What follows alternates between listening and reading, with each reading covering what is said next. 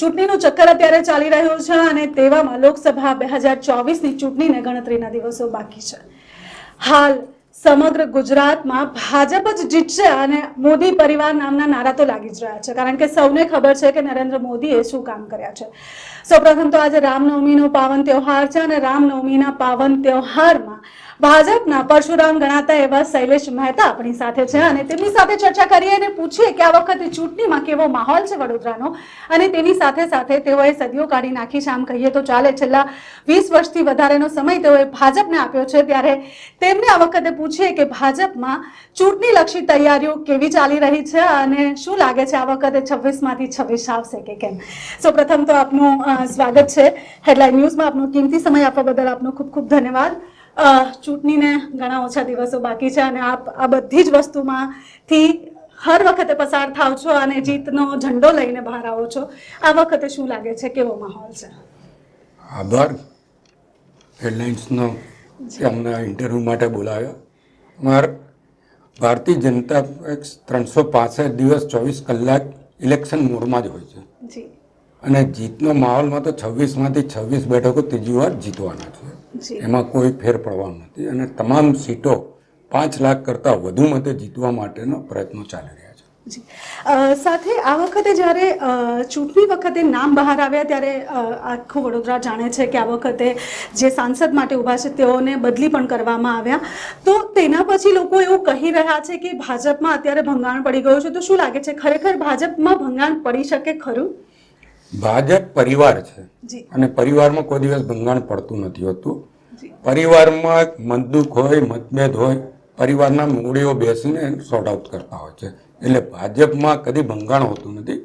પરિવારની માફક જ બધા આગેવાનો કાર્યકરો વર્તે છે અને પરિવારની રીતે જ ચૂંટણી લડાતી હોય છે. સાચું કહ્યું કે મોદી કા પરિવાર નામ આપવામાં આવ્યું છે આ વખતે અને હેશટેગ પણ ચાલી રહ્યા છે કે એક ઓર બાર ફિર સે મોદી કી સરકાર.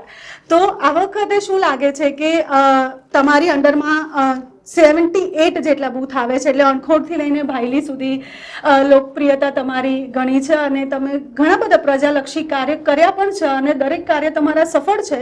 તો શું લાગે છે કે યંગ લોકો જે ભાજપમાં જોડાય છે તે લોકો તમારા જેટલું કામ કરી શકશે જે તમે પ્રજાલક્ષી કર્યા છે એવા કામ? યંગ લોકો અમારા કરતાં પણ વધુ કામ કરી શકે ને. આ ફક્ત ડભોઈ વિધાનસભામાં 79 બૂથ જે છે એ વડોદરા તાલુકાના છે. બાકીના ડભોઈ તાલુકા અને ડભોઈ નગરના બૂથો અલગ આ છે.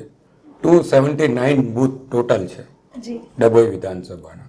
અને આ વખતે ડભોઈ વિધાનસભા કમસે કમ 1 લાખથી 1.25 લાખ સુધીનો લીડ લોકસભામાં આપશે. સાથે સાહેબ વાત એવી કરવી છે કે હાલ ગઈકાલે જ પુરુષોત્તમ રૂપાલાજીએ રાજકોટથી ફોર્મ ભર્યું છે, સાથે જ હેમાંગભાઈ જોશી જે છે તેઓએ વડોદરાથી ફોર્મ ભર્યું છે.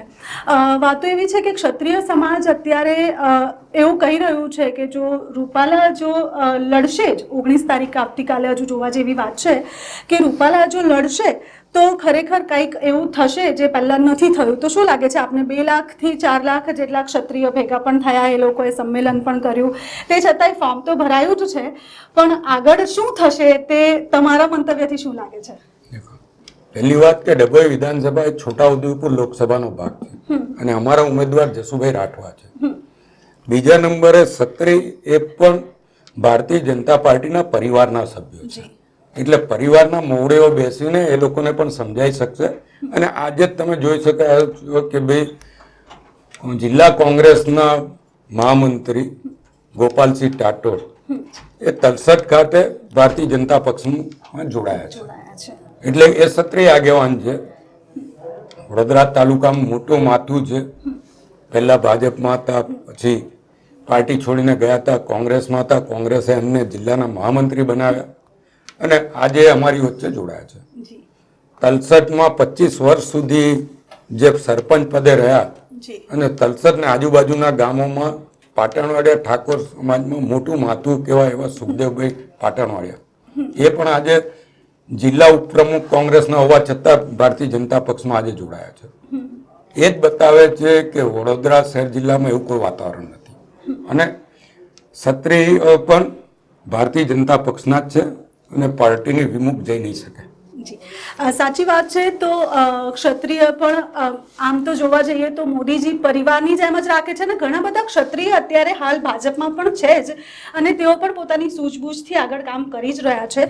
એ આવતીકાલે જે લોકોની મીટિંગ છે તેમાં તો દેખાશે જ, પણ સાથે સાથે હવે આમ આદમી પાર્ટીનું પણ ઝાડુ વળાઈ રહ્યું છે. આમ જોવા જઈએ તો પપ્પુભાઈ પણ હવે ચણા વેચી રહ્યા છે. તો શું લાગે છે કે આ તો ગુજરાતની આપણે 26 સીટોની વાત કરીએ છીએ, પણ આમ જોવા જઈએ તો ભારતભરમાં મોદીનો પરિવાર બની જશે? ભારતભરમાં મોદીનો પરિવાર બનશે, 400 ઉપર સીટો જીતશે. પપ્પુ કે ઝાડુની વાર્તા ગુજરાતમાં તો દેખાતી નથી, પણ સમગ્ર દેશમાં અત્યારે એમના જે ભ્રષ્ટાચાર છે, એમના જે કૌભાંડો છે, પપ્પુને એમનું ફેમિલી તમે જે કહો છો એ તમામ જામીન પર બહાર ફરી રહ્યા છે અને આમ આદમી પાર્ટીના નેતાઓ જેલમાં છે. એના પરથી જ લોકો સમજી શકે છે કે મોદી સાહેબ જે કહે છે કરે છે. એમણે કીધું છે કે ભ્રષ્ટાચાર સહન કરવામાં નહીં આવે અને કઈ ભ્રષ્ટાચારીઓને છોડવામાં નહીં આવે. એનું જ પરિણામ છે કે અત્યારે તિહાર જેલમાં એ લોકો મજા કરી રહ્યા છે. સર, બીજી એક વાત એ પણ છે, વિકાસની જ્યારે આપણે વાત કરતા હોઈએ ત્યારે વડોદરામાં વિકાસ તો થઈ જ રહ્યો છે, પણ સાથે સાથે એવું કહેવાય છે કે વડોદરા અત્યારે ચોખ્ખાઈમાં પણ થોડું પાછળ હટી રહ્યું છે અને વિકાસ પણ થોડો ધીરે થઈ રહ્યો છે.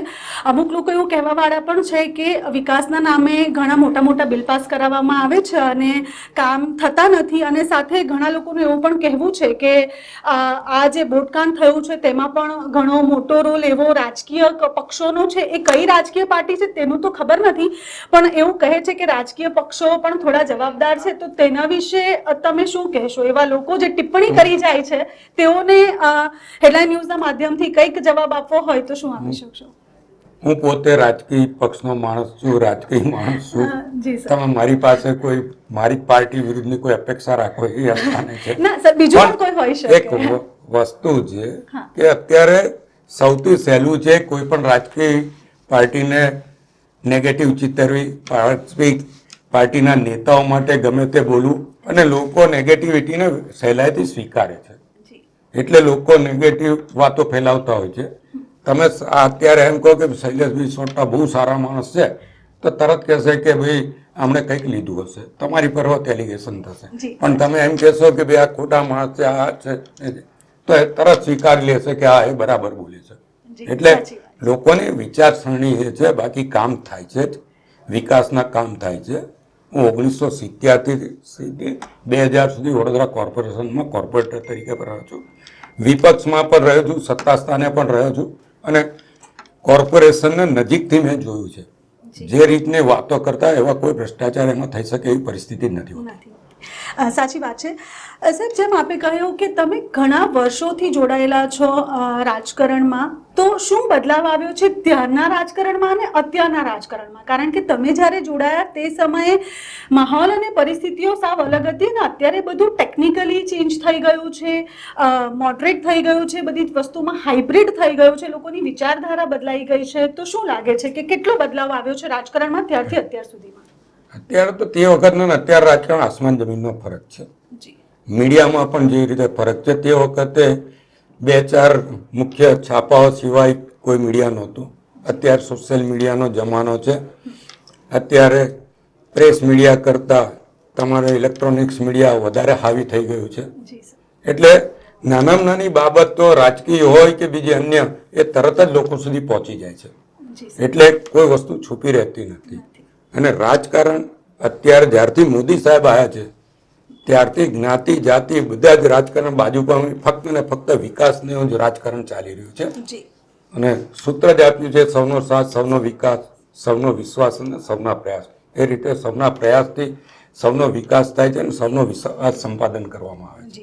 સર, આપે જે રીતે કહ્યું કે હવે સોશિયલ મીડિયા આગળ વધી રહ્યું છે અને ઘણા બધા લોકો હવે ટેકનિકલી બહુ વધારે આગળ વધી રહ્યા છે અને આપ જાણીએ જ છે, આપને સૌને ખબર છે કે આપણા જે પ્રધાનમંત્રી છે નરેન્દ્ર મોદી, તેઓને હવે વર્સેટાઇલ પ્રધાનમંત્રીનું નામ આપવામાં આવ્યું છે કારણ કે એ અવનવા પ્રયોગો કરતા હોય છે. જેમ કે એમને એક ફોટો મૂક્યો અને માલદીવ જે છે તે અત્યારે ઘૂંટણ પર છે, જે રીતે અત્યારે તેઓએ કોન્ફરન્સ યોજી હતી અને ગેમર્સને બોલાવ્યા હતા, જે રીતે ઇન્ફ્લુએન્સર્સને બોલાવે છે, શું લાગે છે કે હવે યુવાનોને એ રીતે જ આપણે સમજાવી શકીએ એ લોકોની જ ભાષામાં, કે જે પહેલા આપણે સમજાવતા હતા તે જ બરાબર હતું? કારણ કે યુવાનો અત્યારે એ જ ભાષા સમજી રહ્યા છે સોશિયલ નેટવર્કની.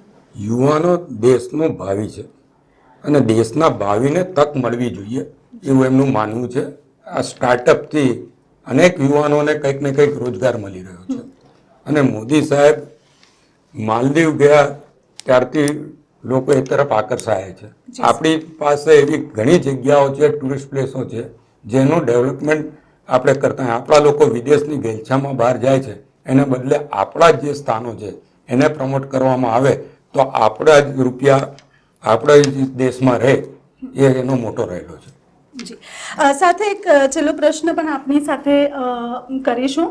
આમ તો પ્રધાનમંત્રી નરેન્દ્ર મોદીને હેટ કરવાવાળા લોકો ઘણા ઓછા છે, પણ અમુક યુવા વર્ગ એવો પણ છે જે તે કહી રહ્યું છે કે જ્યારે ભાજપ આવશે તો તાનાશાહ વધી જશે, તાનાશાહી જેવો ભારત થઈ જશે અને જે રીતે કોરિયાની હાલત છે એવી રીતે ભારતની પણ હાલત થશે. તો શું લાગે છે આપનું, આમાં તમારું શું મંતવ્ય હોઈ શકે? ગઈકાલે તમે મોદી સાહેબનો ઇન્ટરવ્યુ જોયો હોય તો એમાં એમને બધી જ સ્પષ્ટતાઓ કરી છે.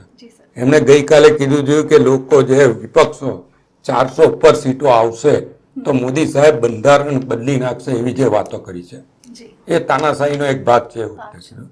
એમણે સ્પષ્ટ કીધું છે કે બાબા સાહેબ આંબેડકર ઉપરથી નીચે આવે તો પણ આ બંધારણને બદલી નહીં શકે, આવું સ્પષ્ટ કીધું છે. અને વિપક્ષો ખોટી રીતે મોદી સાહેબને બદનામ કરવાનો પ્રયત્ન કરી રહ્યા છે. 400 બેઠકો લાવીને વિકાસ દેશનો જે કરવાનો છે, જે નવા કામો કરવાના જે બદલાવ લાવવાનો એની વાત છે. બંધારણ બદલવાની કોઈ જ વાત નથી, એવી સ્પષ્ટતા એમણે કરી છે. જી સર, સાથે જતા જતા બીજો પણ એક પ્રશ્ન કહીશું કે જશુભાઈ રાઠવાના અત્યારે તમે સપોર્ટ કરી રહ્યા છો અને એ અત્યારે લોકો સાથે વાત કરી રહ્યા છે ને લોકોના પ્રશ્નને ઉકેલવામાં પણ તમે એમની મદદ કરી રહ્યા છો. શું કહેવા માંગશો જે જનતા તમને અત્યારે હેડલાઇન ન્યૂઝના માધ્યમથી જોઈ રહી છે કે વડોદરાવાસી જે આપને જોઈ રહ્યા છો તેઓને શું કહેવા માંગશો? ડભોઈ વિધાનસભા છોટાઉદેપુર લોકસભામાં આવે છે અને છોટાઉદેપુર લોકસભાના ઉમેદવાર જશુભાઈ રાઠવા છે, જેમણે સરપંચ પદેથી કારકિર્દી શરૂ કરી. ગ્રામ પંચાયતના સભ્ય તરીકે ચૂંટાયા છે, સરપંચ તરીકે ચૂંટાયા છે, તાલુકા પંચાયતના સભ્ય તરીકે ચૂંટાયા છે, વિધાનસભા લડ્યા છે, સંગઠનના મહામંત્રી, સંગઠનમાં જિલ્લા પ્રમુખ વગેરે હોદ્દા ભોગવા છે. સંગઠનનું પણ સુંદર કામગીરી કરી અને એક સામાન્ય પરિવારના વ્યક્તિ છે. નાના નાના લોકોના પ્રશ્નો સમજે છે, લોકોને શું જોઈએ છે એ સમજે છે અને એને પાર્ટીએ ઉમેદવાર બનાવ્યા છે. જે છોટાઉદેપુર લોકસભા અત્યાર સુધી 5 લાખ મતે જીતવાની વાત હતી, આપણે જશુભાઈ રાઠવા જ્યારથી ઉમેદવાર થયા છે ધીરે ધીરે હવે 7 લાખ મતે જીતાય એવી પરિસ્થિતિમાં આવ્યા છે. એને લોકો એમને પ્રેમથી આવકારે છે. સાથે સાથ વિધાનસભાના ધારાસભ્યો અડીખમ એમની જોડે ઊભા છે, માજી સાંસદો પણ એમની જોડે ઊભા છે, તાલુકા પંચાયત, જિલ્લા પંચાયત તમામ ચૂંટાયેલા પ્રતિનિધિઓ એમની જોડે છે અને એમની જે કામ કરવાની પદ્ધતિ છે અને જે નાના કાર્યકરમાંથી ઉપર આવ્યા છે એટલે કાર્યકરો પણ એમને પ્રેમ કરે છે. એટલે જે જશુભાઈ રાઠવા છે એ ઉમેદવાર તરીકે એકદમ ખરી પસંદગી પાર્ટીએ કરી છે અને એ ખરેખર 5 લાખ તો ઓછામાં ઓછા મત છે, પણ 7 લાખથી ચૂંટાય તો નવાઈ નહીં લાગે. જી, સાવ સાચી વાત છે સર. અહીંયા પૂર્ણ વિરામ તો મૂકવાની ઈચ્છા ઘણી હતી, પણ છેલ્લા એક બીજો ક્વેશ્ચન પૂછવાની ઘણી ઈચ્છા થઈ રહી છે, કારણ કે આપને અમે વર્ષોથી જોતા આવ્યા છે ભાજપમાં. હવે શૈલેષ મહેતાનું આગળનું પગલું શું હશે? કારણ કે વર્ષો થઈ ગયા તમને અમે જોતા આવ્યા છે, આ જ રીતે તમે કાર્યરત છો પાર્ટીમાં અને ખૂબ લોકોની ચાહના મેળવી રહ્યા છો. હવે અમે તમને ક્યાં જોઈશું આગળ?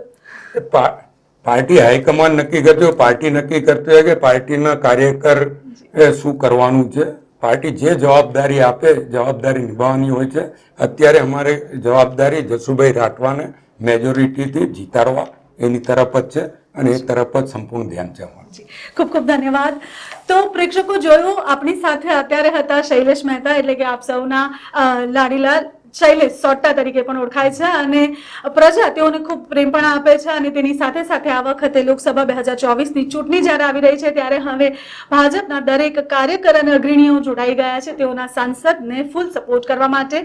તો હવે આગળ 2024ની ચૂંટણીમાં સાંસદ તરીકે ફરી એકવાર 26માંથી 26 આવે છે કે કેમ તે જોઈશું અને ટૂંક સમયમાં ફરી પાછા મળીશું. તમારી કમેન્ટ કરવાનું ભૂલતા નહીં અને આ જ રીતે હેડલાઇન ન્યૂઝ અને સાથે સાથે દરેકને પ્રેમ આપતા રહેજો. મારા તરફથી નમસ્કાર.